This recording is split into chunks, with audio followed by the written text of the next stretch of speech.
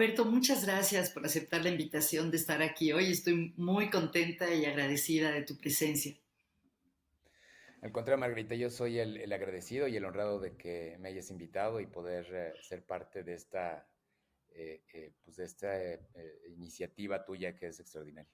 Ay, muchas gracias. Estaba pensando que creo que eres el primer politólogo que está en el podcast y me parece No me muy digas. interesante. Sí, pues como yo soy psicóloga, la mayoría de las personas que conozco son psicólogos del mundo de la psicología positiva y para mí ha sido muy bonito conocerte y ver lo que has hecho en tus investigaciones sobre qué contribuye al bienestar a un nivel que yo diría más macro, no solo de lo individual, de los estilos cognitivos o de las emociones positivas, sino las condiciones sociales que ayudan o van en detrimento de la felicidad de las personas. Eh, por cierto, te pregunto, ¿a ti te gusta hablar de felicidad o de bienestar? Fíjate que prefiero hablar de felicidad, perdón, de bienestar y sobre todo de Ajá, bienestar subjetivo ok. en lugar de felicidad, pero entiendo la importancia de hablar de felicidad y la Uh-huh. relevancia de hablar de felicidad. El problema, como seguramente tú sabes, tendrás muy claro también, es que de pronto cuando uno habla de felicidad pasan dos cosas, o uno cree que está hablando de cosas no serias, o uno cree que está hablando de temas de autoayuda, ¿no? Uh-huh. Y por supuesto la primera no me gusta, y aunque la segunda tampoco estoy digamos, no me parece tan mala idea el tema de la autoayuda. Uh-huh. Sí creo que hay una reacción un poco como de poco, pues eso, de falta de seriedad. Entonces por eso tiendo a preferir bienestar, pero la verdad es que entiendo la diferencia y si eso queda claro, hablemos de Uh-huh. felicidad o bienestar Uh-huh. y Bueno, siempre y tu cuando libro, pensemos que son intercambiables, ¿no? claro, yo sí pienso que son intercambiables, la verdad. Sí, Y tu libro más reciente se llama Un gobierno basado en la felicidad, ¿verdad? es correcto, así es. Qué Es bien, el pues de libro eso. en el que basé está basado en mi tesis de doctorado. Ok, pues entremos por ahí. Cuéntanos qué, bueno, si quieres, vamos de adelante, de ahora para atrás. ¿Qué es lo que ahora te interesa? ¿Cuáles son los temas que estás estudiando? Pues mira, lo que he tratado o estoy tratando de encaminar mi trabajo de investigación en estos temas de bienestar subjetivo es ver de qué manera los temas y las preocupaciones de orden público, de orden de lo político, específicamente de la democracia, de la vida, digamos, eh, en un, digamos, bajo los distintos posibles gobiernos que puedan existir, si es que hay un vínculo o relación con la calidad de vida de las personas y con la manera en la que experimentan su bienestar y con la felicidad. Y esto un poco es consecuencia de una de mis antecedentes profesionales, de uno de los trabajos más recientes que tuve, vinculado a temas electorales, y de ahí también mi inquietud y mi preocupación por tratar de ver qué conexiones hay. Hay cosas que sean, por supuesto, muchas al respecto. Esa es una. Yo te diría que otra es,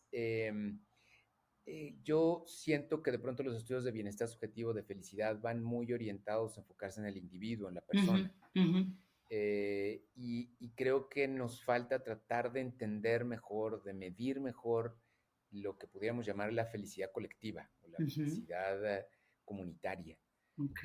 bienestar comunitario. Entonces, tengo interés en explorar más al respecto. Entonces, yo te diría que son un poco los dos ámbitos en los que pues, pretendo trabajar idealmente en el futuro, ¿no? De hecho, como sabes, hay una crítica a la psicología positiva justamente, bueno, una de muchas críticas por ser muy enfocada en el individuo y ya ha habido yo Sí. siento que se está moviendo eh, la disciplina o la subdisciplina más hacia tomar más en cuenta lo relacional y estas otras cosas. Oye, pues cuéntanos, sobre todo, pues has escrito libros sobre eso. ¿Qué factores, cómo les llamamos, sociales, contextuales, institucionales, tienen un impacto en qué tan feliz es la gente? Pues mira, hay mucho que se ha escrito al respecto. Un poco lo digo en el libro y aunque ello por supuesto no se agota, pero la literatura es extensa al respecto. respecto de cuáles son las variables o los temas, los asuntos de orden social, político, económico, más macro, pues, Sí. que impactan en la satisfacción de vida, en la felicidad de las personas. Te puedo decir algunos ejemplos. Sí, algunos ejemplos que podría dar que son como muy específicos y hay otros más amplios. Ok. Hay un par que yo daría que son muy puntuales y que tienen dimensión de política pública. Hay algunos estudios, por ejemplo, que han medido el impacto que tiene en la satisfacción con la vida de las personas de aquellos que viven cerca de un aeropuerto Mm, y que les afecta por el ruido, por el movimiento, por la dinámica que esto supone. Entonces, ujú. y además de manera significativa y respecto a quienes no viven cerca de un aeropuerto, y eso pues te lleva a que una clara implicación de política pública es, por favor, idealmente no construya una vivienda cerca de Ujú. un aeropuerto o viceversa, ¿no? Ujú. Eh, Perdón, el una te- vez leí, no sé si sea cierto, Roberto, que una de las cosas a las que uno nunca se acostumbra es al ruido, que justamente las sí, personas que viven cerca de los aeropuertos no es algo que digas, con el tiempo te vas acostumbrando. no, jamás, uno jamás se acostumbra. De hecho, lo sé por experiencia directa, Mm. no de aeropuertos, sino donde actualmente yo vivo, tengo la experiencia de que vivo justo al lado de una avenida muy transitada. Mm. Además, como tú sabes, en la Ciudad de México, desde donde me encuentro, la cantidad de motocicletas ha aumentado Mucho. impresionantemente, ¿no? Ujú. En gran medida a consecuencia de la pandemia, por todas las implicaciones que tuvo la pandemia y pues, las necesidades de las personas de tener un medio de transporte como la motocicleta. Pero el ruido es muy impresionante y yo llevo viviendo aquí poco ya más de 6 meses Mm. y ni yo ni nadie de mi familia nos hemos acostumbrado al ruido. Ujú. Pensamos que a lo mejor al paso del tiempo nos adaptaríamos, pero lo seguimos experimentando como demasiado invasivo, porque ese es el problema Sí, del ruido, ¿no? sí. Entonces, sí, sin duda, eso es un Ok. tema. Em, el tema del agua. A Si ver. hay un bien público que es crítico para la calidad de vida y para el bienestar de las personas, es el agua. Ok. Hay algunos estudios que se han hecho, si mal no recuerdo ahora, en África, me parece, es alguno de los que yo conozco, pero creo que en América Latina también se han hecho, que han calculado cuál es el impacto que hay, tanto positivo como negativo, de tener o de no tener acceso al agua potable en el Ujú. hogar. Ujú. Y es mayúsculo, Ujú. sencillamente el impacto, el efecto que tiene en materia de bienestar es muy, muy significativo. Uno lo puede anticipar, uno puede intuitivamente, por sentido común, saber que eso va a importar. Sí. Lo interesante de muchos de estos estudios es que llegan a estimar y a calcular con cierto grado de precisión cuál es el impacto y la diferencia que hace. Entonces, en el ámbito, digamos, muy particular, estos son solamente algunos ejemplos de cierto tipo de aspectos o de ámbitos en los cuales se ha trabajado y medido que afecta digamos, en el ámbito de lo público Ujú. a la felicidad de las personas y de las comunidades, pero también hay otra serie de decisiones públicas o de ámbitos mucho más amplios. Yo te mencionaría fundamentalmente, yo creo que dos, el de la salud Ujú. y el de la educación. Cuéntanos. Eh, la salud es, sin lugar a dudas, la posibilidad de tener acceso a servicios de salud determina en gran medida la calidad de vida de las personas. Es uno de los dominios más determinantes, ¿no? Ujú. Digamos, para la satisfacción de vida general de las personas, ¿no? Poder tener acceso a un médico, poder tener acceso a medicinas eh, y además tenerlo de manera oportuna, ¿no? Porque eso también no es lo mismo, digamos, saber que sí se tiene el servicio médico, pero que el médico me va a responder hasta dentro de 1, 2 o 3 meses, como sucede en Imagínate. algunos sistemas de salud públicos, eh, que tenerlo de manera relativamente pronta o expedita, ¿no? Y el Claro. acceso a medicinas también, porque eso puede ser la diferencia entre vivir sin dolor o vivir Claro. sin molestias o tenerlas que soportar, ¿no? Para, Claro. para mantenerse con vida. De hecho, uno de los factores, por ejemplo, que más influye en el bienestar o la felicidad de los adultos mayores es justamente el del dolor. Mm, Y eso, pues, en muchas ocasiones, no siempre, tristemente, ujú. pero en muchas ocasiones se puede solventar o se puede resolver con acceso adecuado a medicamentos, ¿no? Entonces, el ámbito de la salud, desde lo que puede hacer digamos, el Estado, las instituciones de gobierno, es uno de los aspectos que más influye. Y el de la educación también, el de la educación por varios aspectos. Uno de ellos, por ejemplo, es la posibilidad de que la educación permita a las personas tener una comprensión distinta del mundo, Mm, sobre todo ya cuando van más avanzados los grados de edad, pero también el ámbito educativo, la escuela son espacios de una intensa interacción social y como tú sabes, como se sabe en muchísimos estudios, si hay un factor determinante en la felicidad de las personas es la calidad de sus relaciones personales. Entonces, eh, la escuela es un espacio que puede ayudar a precisamente construir, desarrollar, cultivar ese tipo de vínculos. Eh, entonces, estos son algunos de los ámbitos, digamos, en los que puede influir. Ahora recuerdo uno y lo menciono brevemente. Hay un estudio que se hizo hace algún tiempo, lo recuerdo y lo menciono, me parece en el libro, sobre la relación que hay entre la participación política y la felicidad de las personas. ujú, Un poco el tema es, las personas, por el hecho de participar en asuntos públicos y concretamente en las elecciones, por ejemplo, o en otras formas no electorales de participación, ¿es más feliz? O al revés, las personas más felices son las que tienden a participar mm, más en ese tipo de eventos, ¿no? Porque ajá, también puede darse sí, en el otro sentido la relación causal.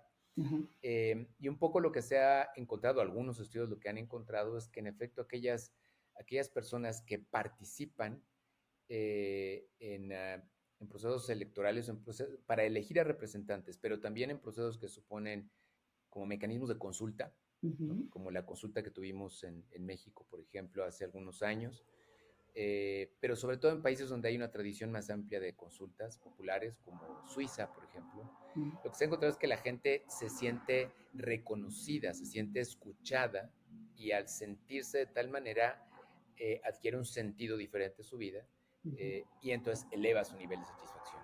Pero también sucede que ocurre lo contrario. La gente que normalmente es más optimista Sí, o que tiende a tener un mayor nivel de satisfacción suele también tener mayor inclinación a participar. ujú, Entonces, bueno, ahí la doble dinámica se presenta, ¿no? Esos son sí. algunos de los distintos ámbitos que tiene que ver con estos temas, ¿no? Mm. Me recordaste justo, estamos estudiando en mi clase en el ITAM las emociones positivas y hablamos de la evidencia que las personas que experimentan más emociones positivas tienden a tener más conductas prosociales, ¿no? Por ejemplo, eh, Justo. a ayudar a los demás. Qué bonito. Me quedé con ganas de preguntarte más sobre la educación, porque si recuerdo bien, en las encuestas del INEGI en México, el Enviare, cuanto mayor nivel de educación tienen las personas, también mayor nivel de felicidad. ¿Es así en México? Sí, Ok, sí, y es un fenómeno global incluso. ok. A mayor nivel como tal, como tú lo dices, mayor nivel de escolaridad tiende a ser Ujú, mayor el nivel de satisfacción con la vida o de felicidad. Y eso en parte se explica al menos por un par de razones. Uno, porque el nivel educativo tiende a estar más o menos correlacionado con el nivel de ingreso. mm, ujú, Y sin duda, aunque el ingreso no lo determina completamente la felicidad, sí, digamos, contribuye o favorece a tener acceso a una serie de satisfactores u oportunidades que de otra manera no se podrían tener. Entonces, al haber esta asociación o correlación, pues en efecto tiene un impacto en la felicidad, pero también sucede que el tener acceso al conocimiento, tener acceso a la comprensión respecto de incluso a veces en muchos casos, yo diría un poco, uno puede pensar en términos promedio en la población, si se tiene un mayor nivel educativo, a veces ayuda a desarrollar cierto tipo de habilidades, incluso también para la construcción de las relaciones con las personas. ujú, Eh, aunque no es determinante, pero en fin, son factores que pueden a veces jugar en esa relación. Entonces, en ese sentido, también la educación contribuye, ¿no? A elevar los niveles de satisfacción. Y además un sentido de logro personal. Yo creo que Sí. eso es muy determinante, ¿no? Ujú. Saber que uno terminó un grado académico, sea primaria, secundaria, preparatoria, en fin, el que sea, es también un sentido de logro y eso reporta niveles muy positivos y significativos de satisfacción. Ujú. También pensaba, los psicólogos humanistas hablan de que todos tenemos como un impulso hacia el desarrollo, hacia desarrollar nuestro potencial, nuestras capacidades, y pues la educación es una de las mejores arenas en las que eso puede darse, ¿no? Ese desarrollo de nuestras capacidades. Sí, totalmente. Sí. Sí, por supuesto. Mencionaste cuestiones sociales, políticas y económicas. Sé que es difícil separarlas porque están muy conectadas, ¿no? Lo social, lo político y lo económico. Me gustaría que nos contaras más. Ay, pero te quería contar una anécdota que me acordé cuando hablabas de la salud. Creo que te he contado que mi entrenamiento es en terapias sistémicas. Es una manera Sí, de pensar en la terapia que no solo, aunque solo veas una persona, se le da mucha importancia a su contexto, a sus relaciones. Y un gran maestro de terapia sistémica que se llama Carlos Lusky, una vez, me acuerdo, hace muchos años, dio una clase y mencionó una intervención que aumentó, no te quiero, me estoy inventando el número, pero aumentó en 50% la asistencia de los pacientes psiquiátricos a sus citas en el hospital y redujo en 20% las hospitalizaciones. Y nos preguntó, ¿saben cuál fue esa intervención? Y pues nosotros pensábamos, pues, un programa psicológico de... Pues la intervención fue, esto fue en Boston, que la ciudad de Boston, de casualidad, puso una parada de autobús enfrente del hospital. Este, y el hecho de poder llegar al hospital, te lo cuento y como que se me pone la carne chinita, el hecho de que poder llegar al hospital redujo la necesidad de hospitalización porque la gente iba más a sus citas y aumentaba la adherencia al tratamiento, ¿no? Entonces, me acordé de sí, esto. no, es completamente cierto. De hecho, también me haces recordar que en las ciudades, y sobre todo en las grandes ciudades, Uh -huh. uno de los aspectos que más impacta negativamente en la calidad de vida y en el bienestar de las personas es el hecho de que de los traslados que tienen que hacer de su casa a su lugar de trabajo, Uh ¿no? -huh. El famoso commuting. Sí. Cuando es más largo, cuando es más farragoso, más complicado, cuando tienen que utilizar metro, camión, etcétera, varios medios de transporte, se vuelve mucho más perjudicial. Y, y entonces ahí, por ejemplo, una de las cosas más importantes que puede hacer un gobierno Uh -huh. para mejorar, impactar en la vida, en la felicidad, en la calidad de vida de las personas es ese, mejorar la calidad de la El transporte. movilidad en una ciudad, ¿no? Uh -huh. Del transporte público, Uh así es. -huh. Una vez leí de un estudio que había encontrado que si tenías que estar más de media hora transportándote de la casa al trabajo, ya empezaba a declinar tu felicidad. Y pensé, no, Sí, pues en la Ciudad de México, imagínate, no sé si ahí sí nos ajustamos o si de todas maneras, porque si, la mayoría de la gente tarda mucho más de media hora, ¿no? sí, sí, sí, o sea, después de cierto tiempo ya se vuelve imposible. Digo, uno puede, sobre todo si uno va, por ejemplo, en el metro, pues a lo mejor uno puede ir leyendo, Sí, aunque a veces eso ni siquiera es sí, posible por la cantidad también de personas que van sí. ahí presentes. Pero después de cierto tiempo se vuelve insoportable, porque además es en la mañana y en la tarde-noche cuando uno tiene que Sí, utilizar el medio de transporte, ¿no? sí, Entonces, en fin, ese es todo un sí. tema que es un ámbito que también, insisto, pues es de ese tipo de políticas que pueden hacer una diferencia muy significativa en la vida de las personas, ¿no? Oye, una pregunta, porque has hablado de las ciudades. Dime si estoy bien. Según yo recuerdo, los datos de México indican que la gente que vive en las ciudades es más feliz que la gente que vive en el campo. ¿Es así? Sí, si mal no recuerdo, sí, creo que no por mucho, Ah, ok. pero sí existe la diferencia. Y entiendo que una cosa que lo puede explicar es por el hecho de que estar en una ciudad uno puede tener acceso a una cantidad de oportunidades y de posibilidades que en el campo no se tienen. Ujú.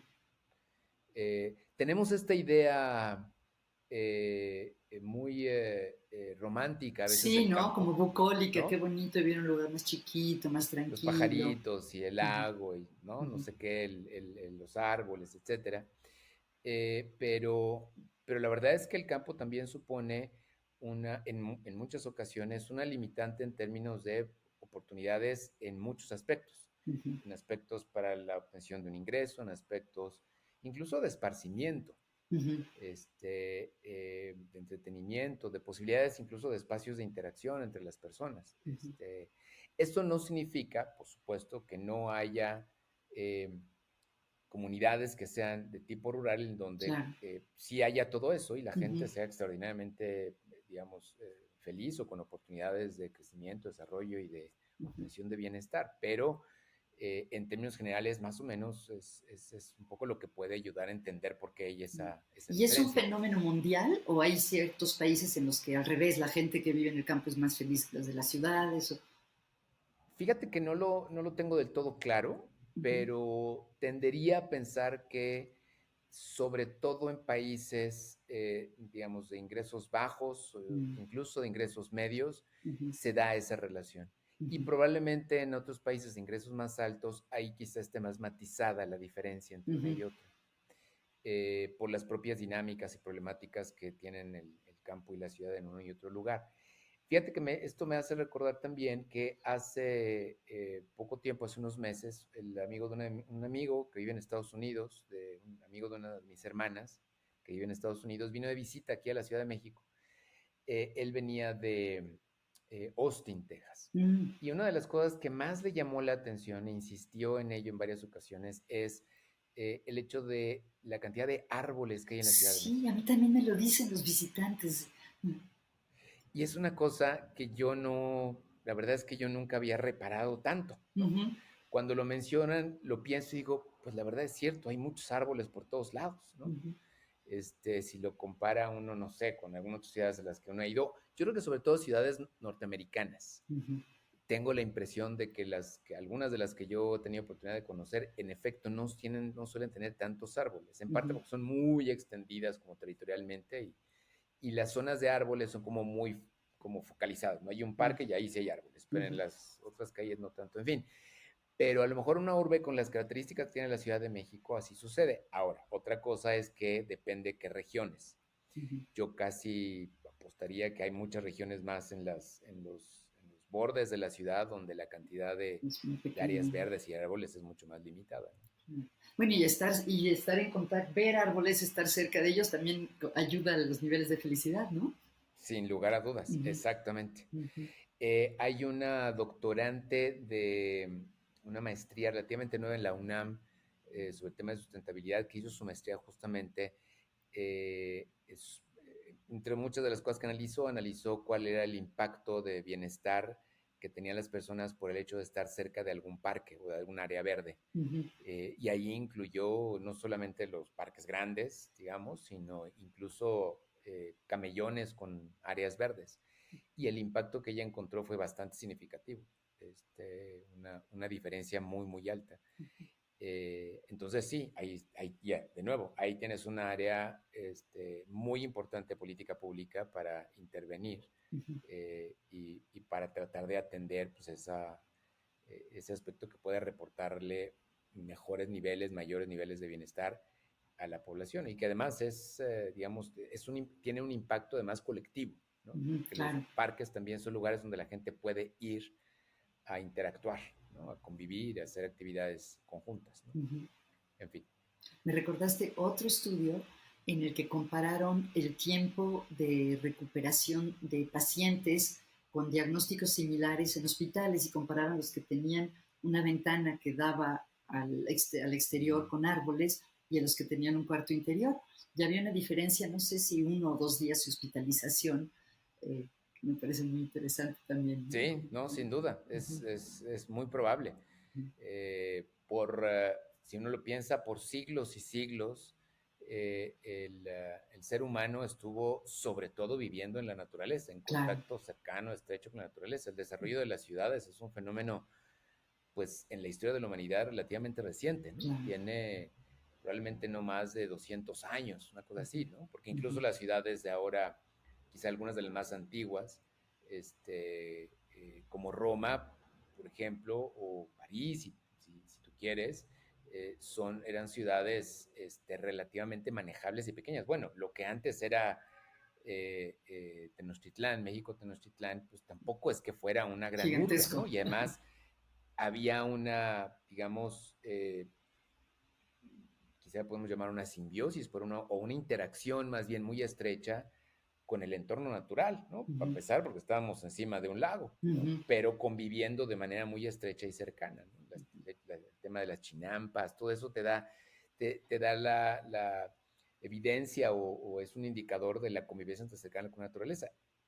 Vivir solamente en una ciudad, pues es un fenómeno relativamente reciente, ¿no? Ujú.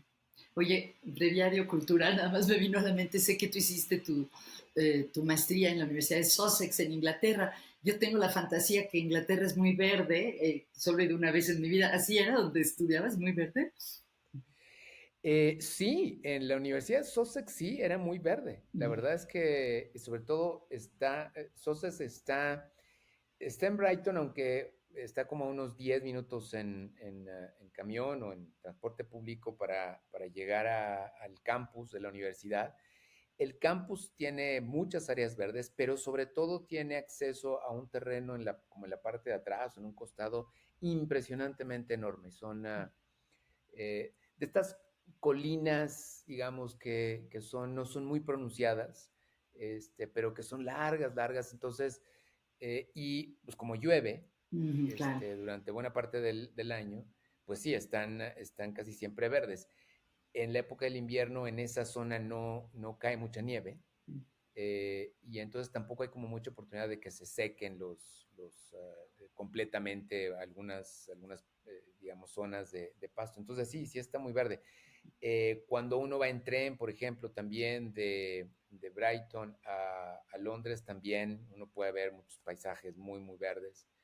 Entonces, es probable que sea esa zona también. No sé el resto de Inglaterra, porque digamos, no fui mucho más allá del norte de Londres. Pero sí, yo creo que tiene que ver, eh, al menos, por lo menos, creo que con dos factores. El tema de las lluvias, pero también el tema de la llamada corriente del Golfo, Mm, que lleva aguas más cálidas a aquella zona y templados. que Ujú, ayuda a temperar también la temperatura, ¿no? ujú. Bueno, ya último comentario de lo verde. Me acordé, leí la semana pasada de una investigación de la relación entre la jardinería y la felicidad, que la Ah, gente que tiene como hobby la jardinería tiene altos niveles de felicidad. Ay, oye, sí, cierto. pasemos a otro tema que está relacionado, Sí, sí. que creo que es uno de los más interesantes y controversiales, que es la relación entre el dinero, el ingreso y la felicidad.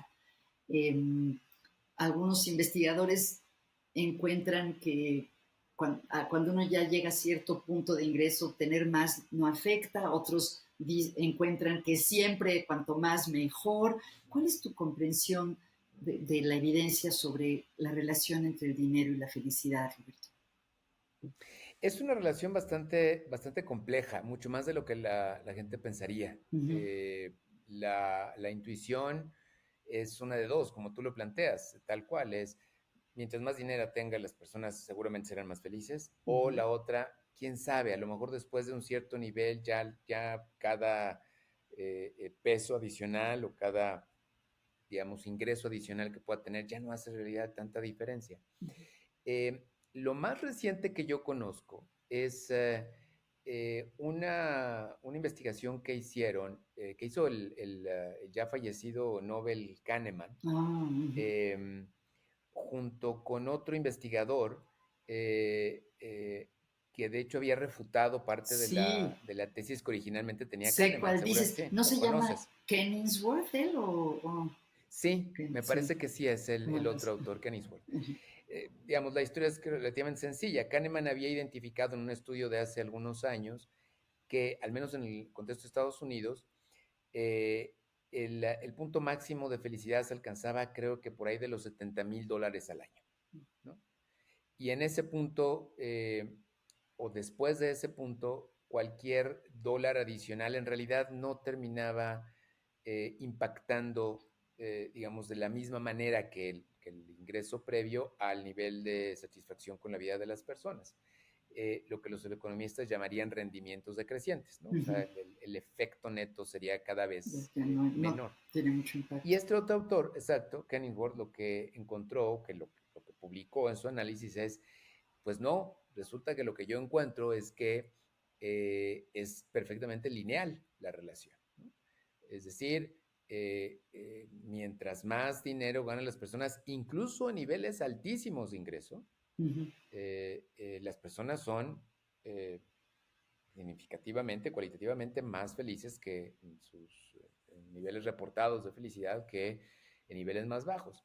Y entonces hicieron una cosa muy padre, la verdad. Es una de Sí, estas cosas que luego tiene la academia, no sé si solo la norteamericana, honestamente, pero por lo menos esto ocurrió allá. Hicieron una cosa que se llama algo así como un artículo, creo que le llaman adversarial o sí, una colaboración debate. entre adversarios, ¿no? Algo así. Ujú. Exacto. Ujú. Es una cosa fantástica y además Sí. muy promovida por el propio Kahneman. O sea, a ver, tú estás aportando una evidencia diferente a la mía. eh, yo no estoy seguro de que tú tengas razón. Entonces, trabajemos juntos Ujú. para ver si encontramos un poco qué es lo que está Sí. sucediendo. Obviamente no se trata de negociar, ¿no? No es No. un tema de vamos a Ajá. llegar a un punto, un acuerdo entre los dos, ¿no? No, se trata más bien de, a ver, ¿cuál es tu evidencia? ¿Cuál es la mía? Y veamos cuáles son los puntos ciegos que tú tienes que no estás observando y los que yo tengo que no estoy observando. Y entonces a lo mejor ahí encontramos en realidad cómo explicar mejor el fenómeno. Y un poco lo que llegan como resultado de este análisis es que eh, los dos en parte tienen razón. Ujú. Pero depende mucho del nivel de ingreso en el que se mide. Es decir, un poco lo que espero lograr transmitirlo, explicarlo de la mejor manera. Eh, en niveles, digamos, bajos de ingreso, la relación que la gente percibe entre su ingreso y su felicidad es diferente que la persona que tiene más alto ingreso. Y entonces lo que se observa es que en niveles bajos de ingreso y hasta niveles medios, basta con cierto nivel de ingreso para alcanzar un nivel, digamos, importante, significativo de felicidad. Y después de cierto nivel ya no hace tanta diferencia. Ujú.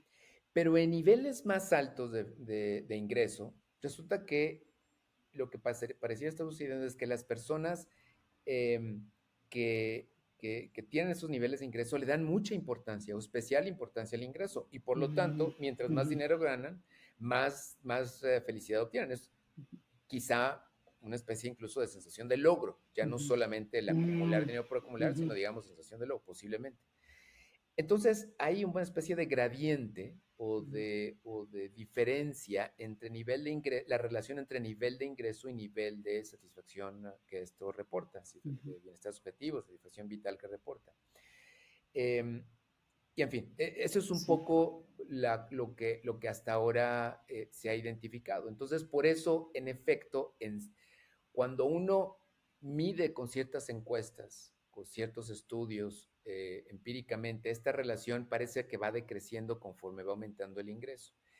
Pero quizá eso es porque ahí no está completamente capturada ese pequeño, pero en última instancia también importante número de personas o de sectores de la población que ganan tienen mucho dinero, pero y que mientras más ganan, más les sigue reportando bienestar o felicidad, y en parte porque le dan importancia a eso, ¿no?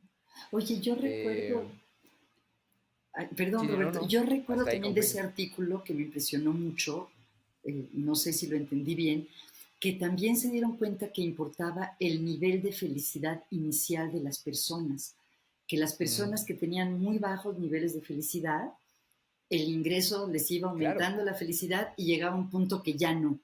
Mientras que las personas que eran más felices para empezar, el dinero parecía que siempre les iba aportando.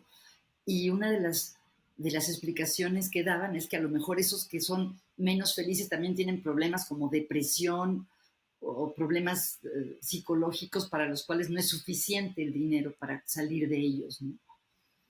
Tienes razón, ahora Ujú. que lo mencionas, este es otro de los aspectos que también ellos un poco concluyen o llegan a Sí. al resultado del trabajo este colaborativo, adversarial colaborativo, y que también importa mucho, que es el de dónde parten las Ujú, personas en términos de su nivel de felicidad, porque eso ujú, pues, también tiene un impacto, ¿no? ujú. Significativo. Entonces, de nuevo, ilustra las complejidades que hay en el tema Sí, de la relación entre ingreso y felicidad. Y yo agregaría otra importante también. A veces no solo importa la cantidad de recursos, de dinero, de, digamos, bienestar material que ujú. una persona tenga, sino también influye contra qué uno lo está contrastando, Sí, ¿no? ¿verdad? Ujú, Sobre todo si el sector que uno, con el que uno le contrasta de referencia es un sector especialmente importante para uno, ¿no? Entonces, ujú. puede ser que una persona tenga un muy buen nivel de ingreso y de bienestar material, pero si lo compara con a lo mejor el círculo de sus Supermillonario. Ujú, amigos o el círculo de ciertos conocidos desde hace algún tiempo que están en mejores condiciones, se siente que algo le falta, ujú, ujú, como que no se siente tan satisfecho y tan a gusto. ujú. Pero puede haber el otro caso de una persona que a lo mejor no tiene un gran progreso material o bienestar material, pero se contrasta, no sé, con otras personas que viven en su colonia o vecinos, con los cuales más o menos empezó, digamos, por decir un ejemplo, empezó a radicar en ese lugar, entonces esta persona empezó a progresar en mayor medida, entonces su nivel de satisfacción va a ser mayor porque ve que alrededor no hay tanto progreso como él ha alcanzado. Entonces, Ujú. el aspecto, digamos, eh, relativo Sí, o de comparación sí. que existe en materia de ingreso, en realidad pasa en muchos otros ámbitos, pero ahora que hablamos en ingreso, es muy importante y termina siendo, pues a veces, la diferencia para que un mismo ingreso reporte satisfacción o no, o mayor o menor grado, ¿no? Wow. Oye, Roberto, ¿qué piensas de que en algunos países estén creando ministerios de felicidad? Así como una secretaría de la felicidad. ¿Qué opinas? Esto es todo un tema. A ver, hasta donde yo tengo entendido, creo que en los Emiratos Árabes Unidos como tal, hay un ministerio sobre la felicidad.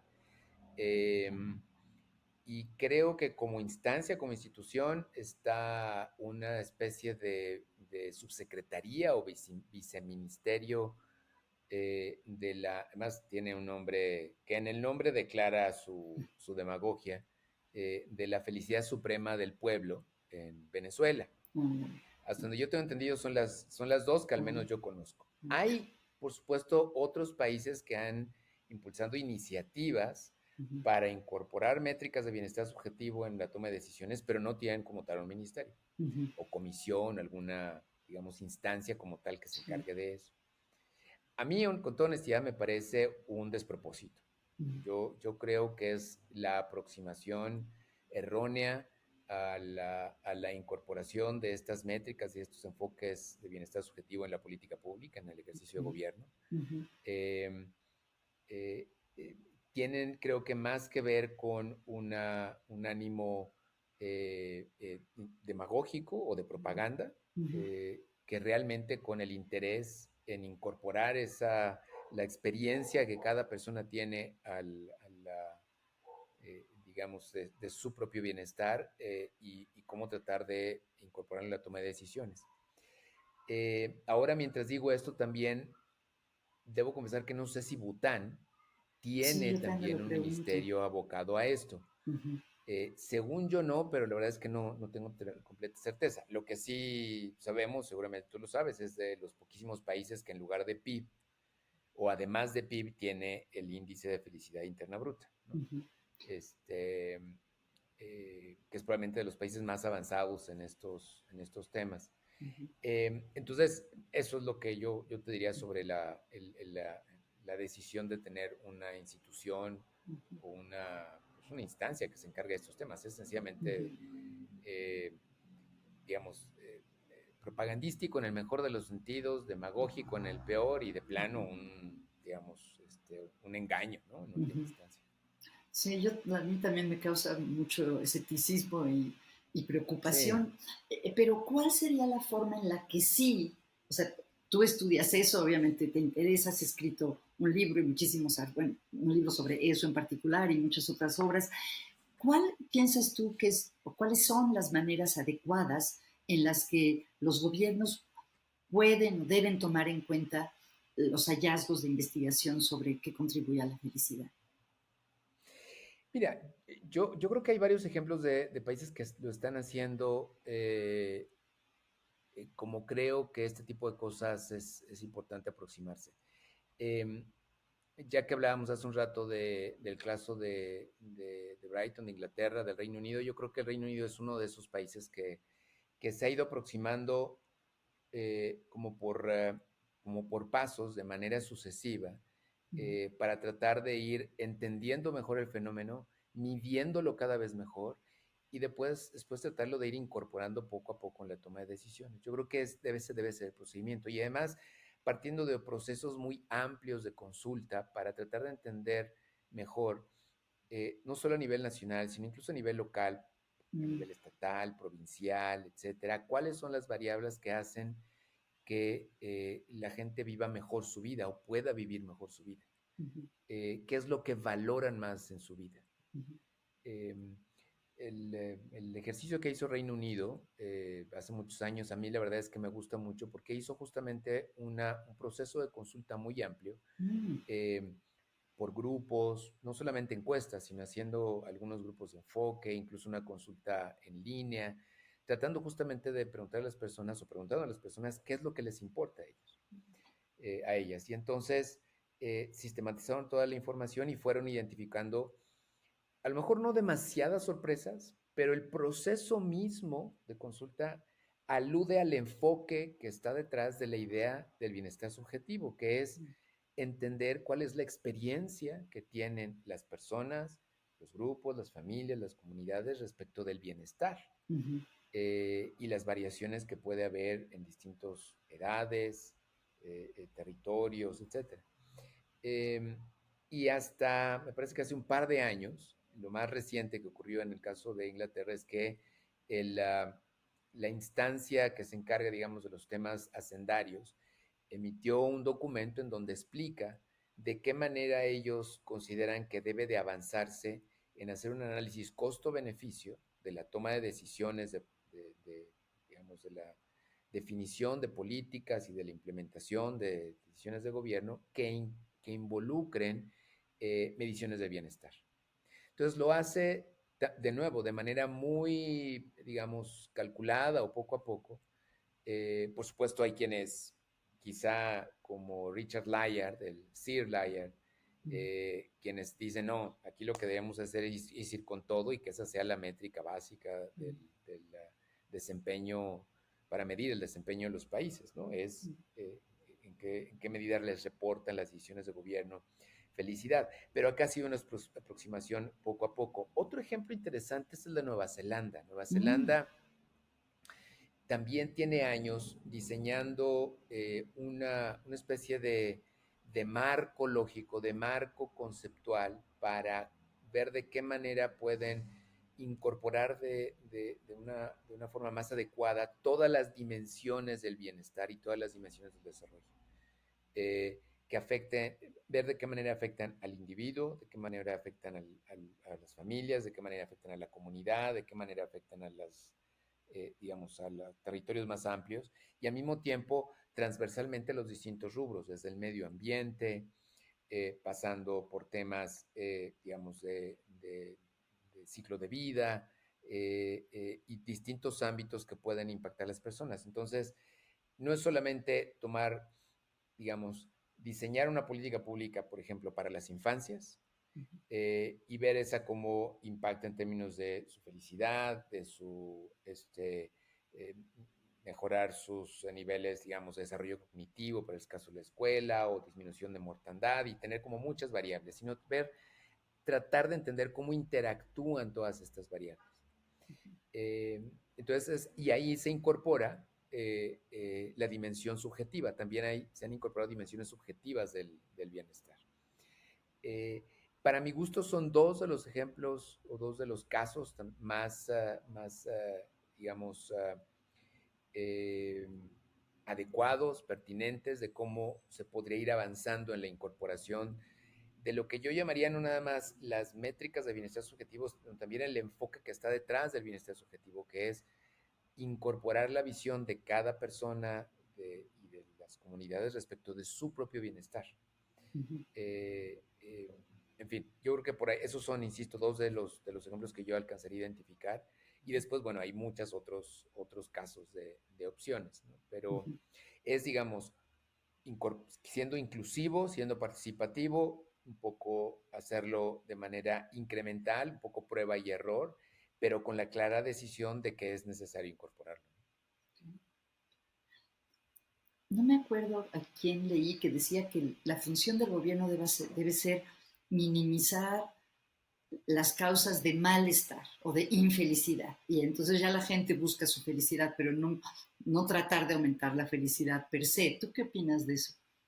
Yo coincido completamente. No sé si sea directamente su autoría, pero a quien yo se lo he escuchado es un investigador, me parece que se llama Frank Martella, Ah, claro, de... finlandés, ¿no? Ay, Exactamente, me encanta. exactamente. Ujú, ujú. Es muy bueno, Sí, tiene algunos papers muy interesantes. Y él lo que ha sí. dicho, yo coincido plenamente con la manera en la cual lo enfoca, que la mejor forma en la que los gobiernos pueden ayudar al bienestar de los ciudadanos, Ujú, a la felicidad de los ciudadanos, es no necesariamente dándoles satisfactores para que se sientan más feliz, ujú, sino reconociendo que cada persona y cada grupo debe tener la libertad para elegir la forma en la que sea feliz, para ujú, llegarse a esa felicidad o para llegarse a su propio bienestar, ujú, es eliminar aquellas condiciones, circunstancias, eventos, decisiones que puedan ocasionarles malestar, ujú, ¿no?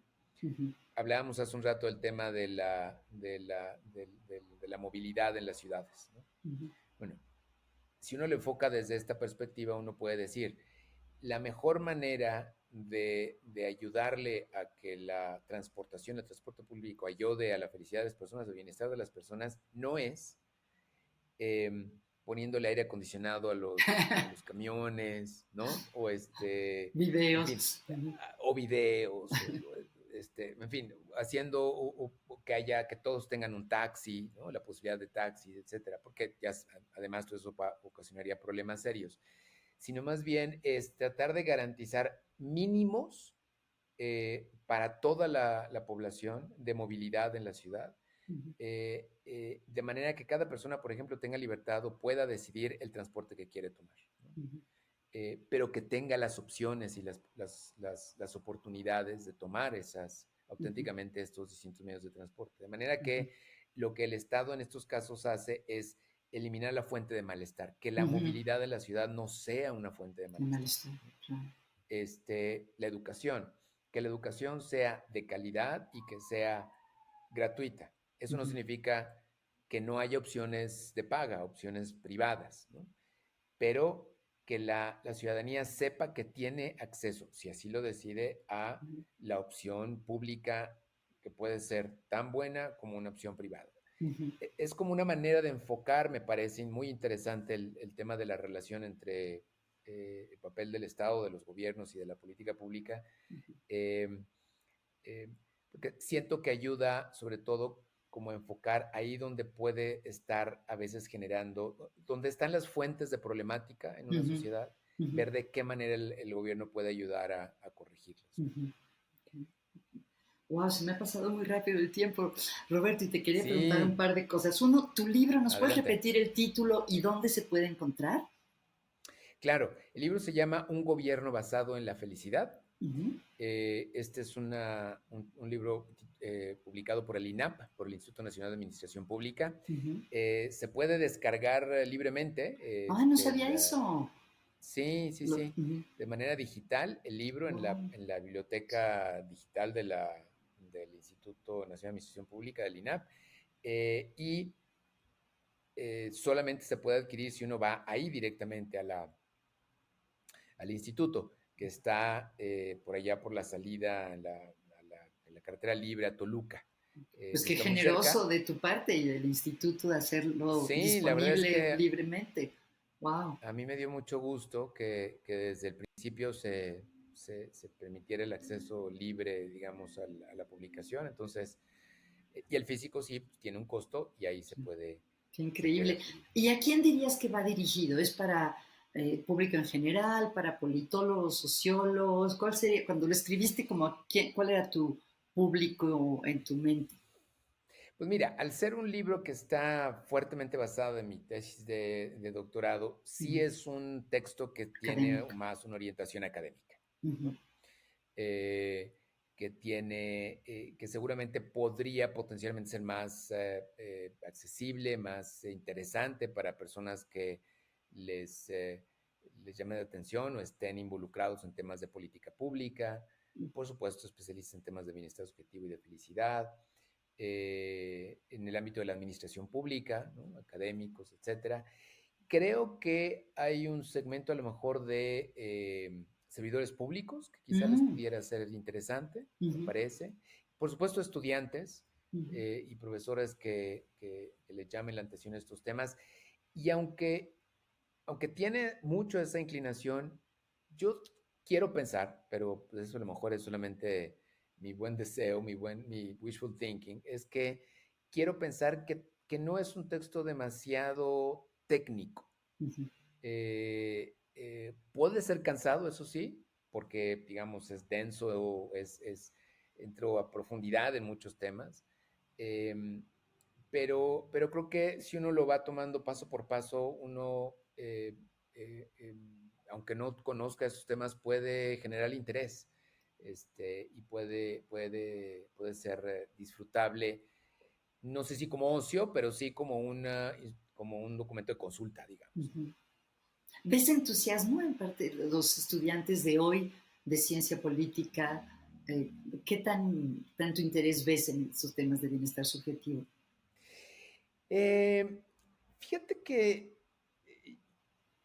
es una cosa curiosa ahora que lo dices. Yo doy clases en la Facultad de Ciencias Políticas y Sociales, en la Sí. UNAM, Ajá. y yo doy clases a alumnos de quinto semestre. Mi clase es sobre temas de globalización.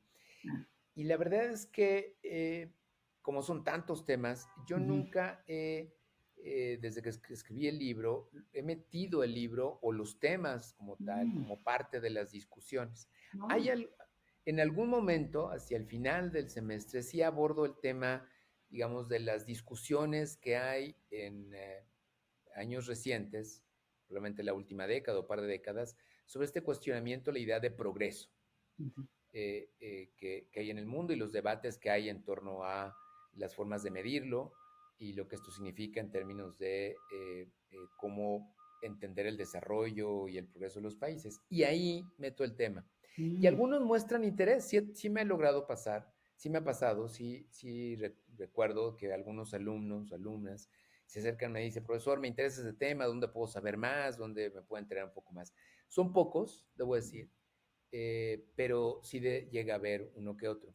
Me parece que en general en México, no sé tú qué opinarás, Margarita, pero me parece que en general en México estos temas de felicidad y bienestar subjetivo en estos ámbitos más, digamos, de orden de politología, de ciencias sociales, no son, digamos, no son tan bien percibidos, no mm, son concebidos como temas, incluso como arrancábamos un poco serios. la charla, como Ujú. temas como que te permiten entender realmente los problemas, sino como que le agregan, incluso algunos dirían confusión, Mm, o pueden potencialmente incorporarle confusión a la discusión de los temas, ¿no? ujú, Centrales o torales, ujú. mucho más tradicionales, ¿no? Enfoques Mm, mucho más tradicionales para comprender problemas de desarrollo, de la política, la economía. Por ok. supuesto, yo no coincido con esa visión, Mm, pero siento que sigue habiendo en México un poquito esa sensación, mm, que es un tema medio jabonoso. Creo que es posible que muy lentamente vaya siendo nuevas generaciones estando un poquito más interesadas, pero no acabo de percibirlo.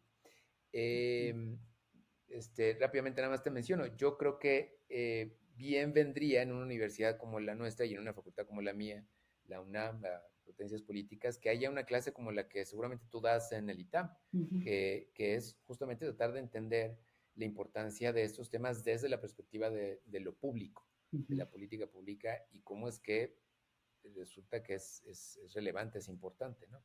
Hay otras universidades en Estados Unidos que lo hacen, una o dos que tengo conocimiento. En Inglaterra me parece que la London School of Economics hace tiempo tenía una materia en alguna de las carreras sobre eso. Entonces yo creo que es probablemente un proyecto al que vale la pena impulsar en la facultad. Así es que a ver si lo logramos y te invito a dar alguna clase por ahí. Ay, y tú a la mía, me encantaría.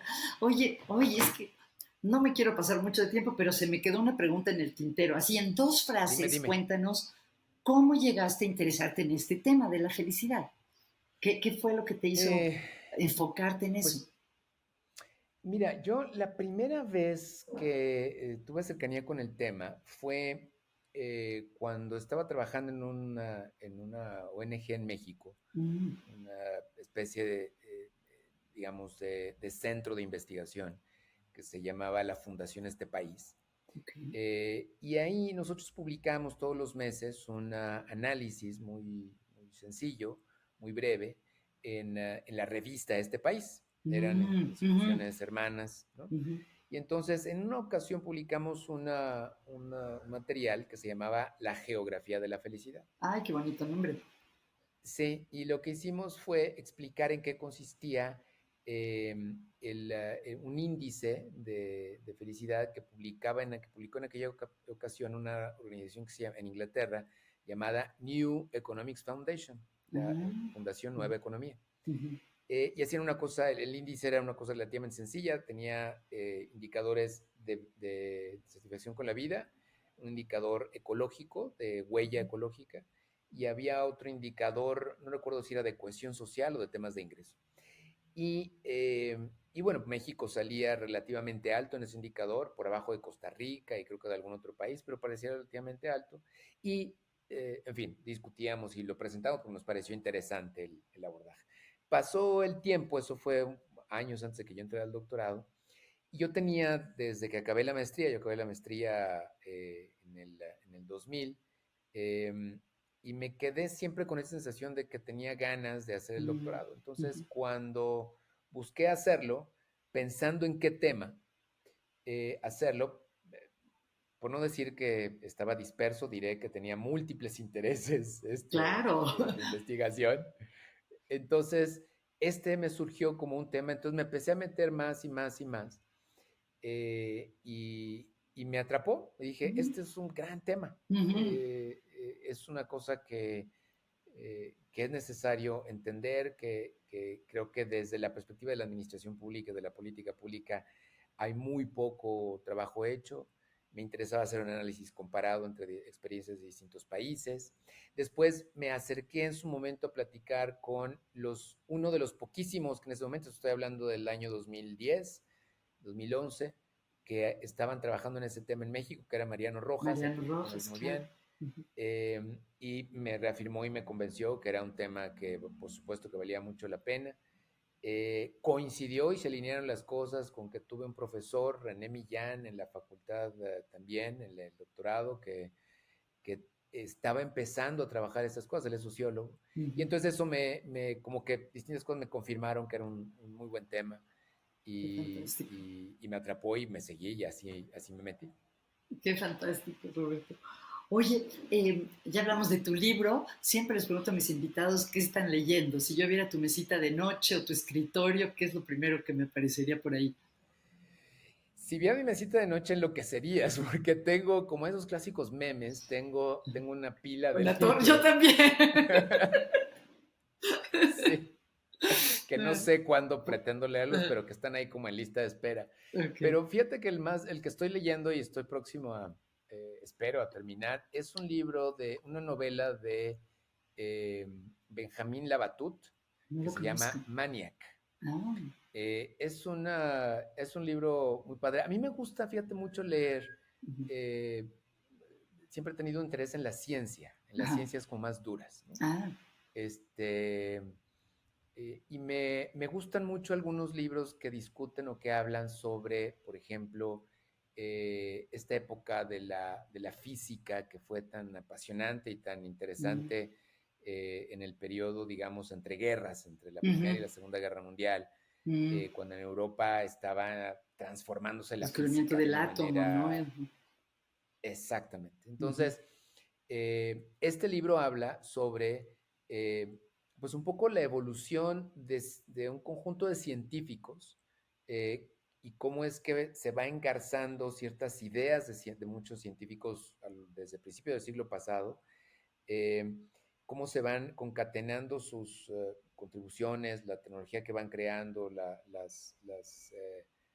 digamos, los descubrimientos que van haciendo y que van contribuyendo al descubrimiento del átomo, al desarrollo de la bomba atómica, a las ideas originarias sobre inteligencia artificial y a la Wow, creación de la computadora. La primera wow, computadora se llamaba así, ENIAC. wow, no sabía Eh, eso, sí, wow. Ujú, era el nombre, creo que tenía un nombre como técnico ujú, espantoso, pero tenía un nombre como abreviado, un acrónimo que se llamaba así, ENIAC.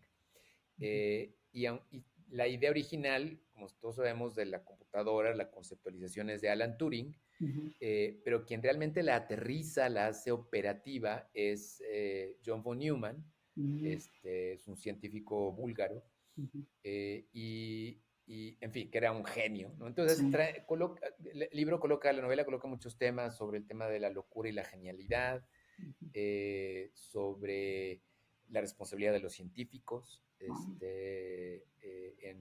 pues, en la vida pública también, sobre lo difícil que es vivir con Con un genio. científicos que están con genios, ¿no? Ujú, Y con científicos que están volcados a su trabajo. ujú. En fin, y todo es a partir como si fueran cartas o Ah, entrevistas que se les ah, hacen ujú, a personajes clave ujú. ya sea científicos o personas en torno a esos científicos, ¿no? Ok, Entonces, la verdad es que es muy disfrutable el libro, qué bueno. es muy Oh, recomendable.